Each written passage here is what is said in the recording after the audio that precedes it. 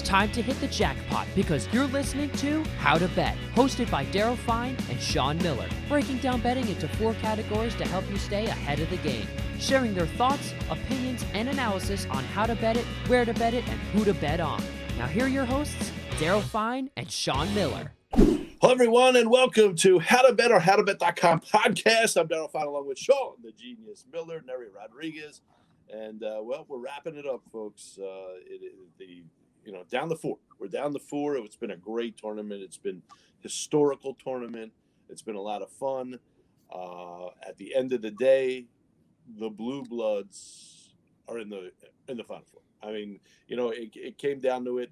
Now we only have one seed left, genius. But at the end of the day, you have the Tar Heels, the Blue Devils, the Jayhawks, and the Villanova Wildcats. So teams that are very familiar with this setting.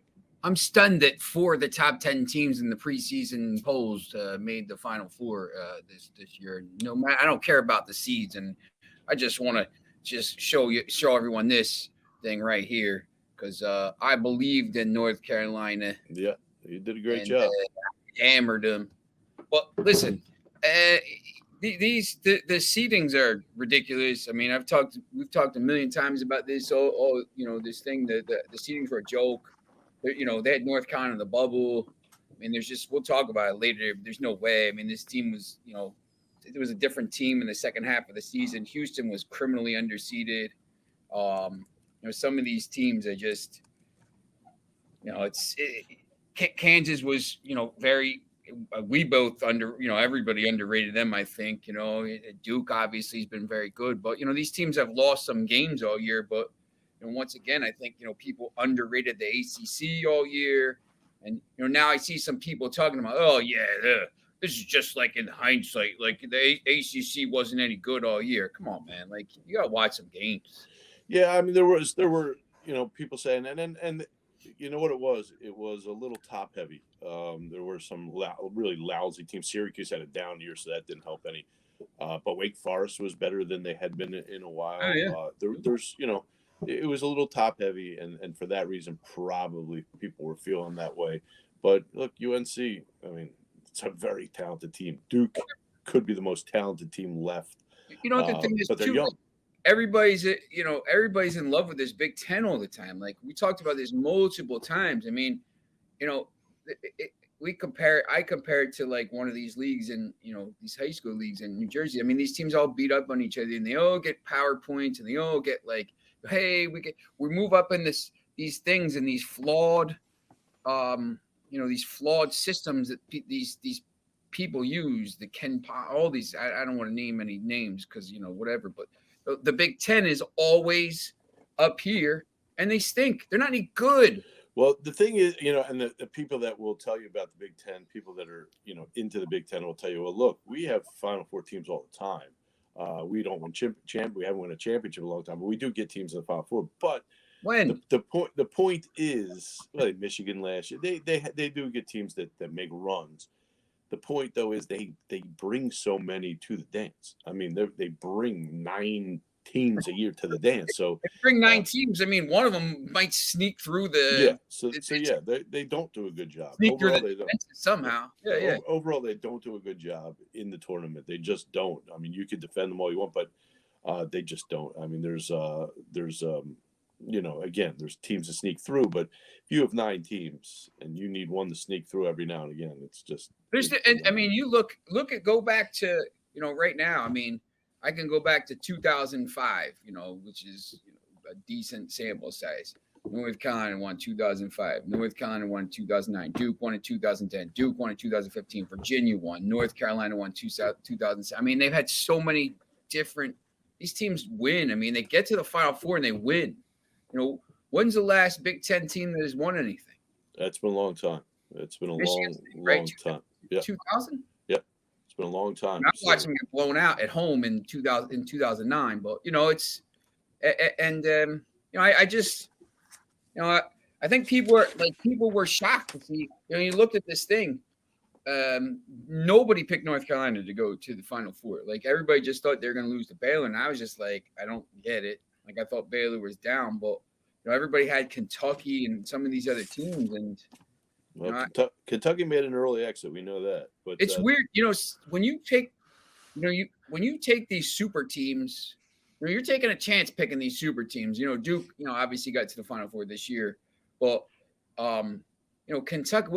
Kentucky always has the best recruiting class, and they've won one title under Calipari. And like a lot of times they go out early. It's hard to win with those guys. You have to have a mix of really talented players and some upperclassmen who are going to be able to battle through 4 games. Well, that's why you see the more mid-majors that get involved and do well, because for the most part they stay. Now, a lot of mid-majors are losing guys to the portal, but they'll also pick up guys from the portal. So it's really hard for anybody now to retain a roster for 4 years.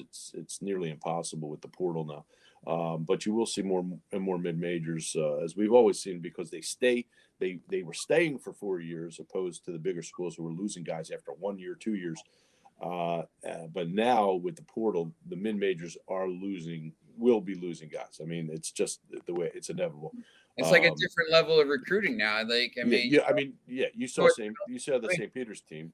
They'll probably lose a couple guys to the portal. So that's free agency now. Yeah, and the mid majors will have guys that come down from a program, say a Richmond, or I'm just throwing that out there, a Richmond or a Providence, or that they might pick these guys up from those teams. But then you have a 1 year deal. You have to take time to get used to the new teammates. I don't think the portal is doing any favors for college basketball, to be honest with you. But that's a whole different subject. All right, so great tournament, historical tournament. The Blue Bloods are in it in the end.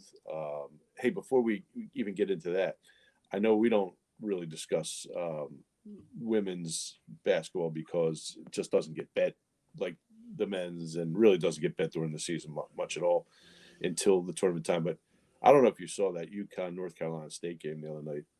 On the women's side, that was terrific. What a great ball game. I don't know if you saw that.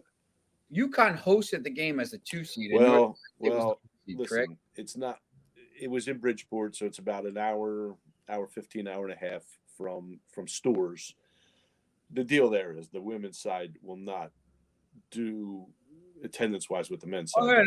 So they keep them. They want to sell tickets. That's the bottom. I know the North Carolina State fans were all up in arms, and that's.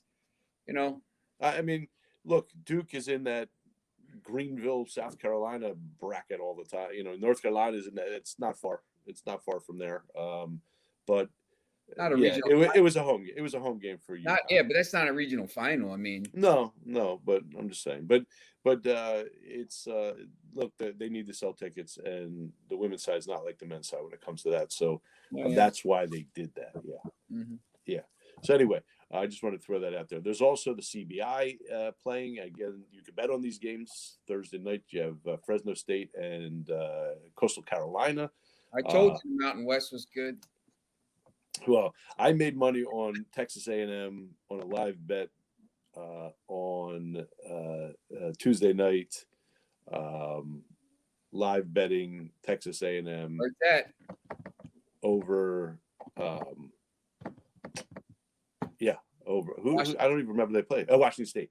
Yeah, Washington State Pac-12 team. Blew them out. Ended up blowing them out by 16, 72, 66. And Xavier took care of St. Bonaventure. So I was down on the Pac-12 all year. I figured I'm going against this Washington State team. And the Pac-12 really disappointed in the NCAA tournament. So I went against them and won money there. So there is other outlets to bet on before we get to the Final Four.